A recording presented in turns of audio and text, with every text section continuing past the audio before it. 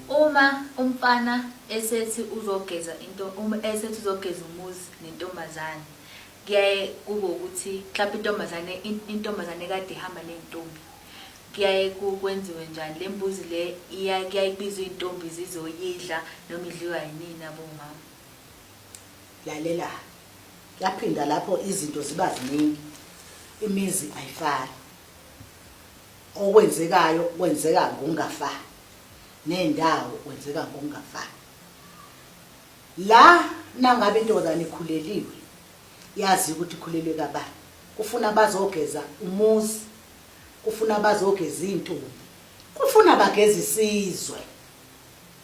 Uthathu lokuntu ngoba wenze ihlazo, uthele intombi ngehlazo. Ilokhunyana imbuzi lezi zidliwa uba lezogeza kahle kahle le yogeza intombi bekuthiwa kade hamba nentombi.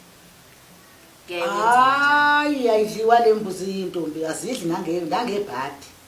Kuyaye kwenzeke ziyageza nje zishiye kanjalo. Imbuzi efana nokuthi nje le ufiwe njengoba nowesifazane uyidla qeda athi awuhambi umhlobo, ngaphindi kwenzeke lo wesifazane uma nga bedla lenyama bakhifa amati, abesilisa abayidli lenyama. Inyama omgezo nje okugeza intombazane ayidliwe umuntu wesilisa.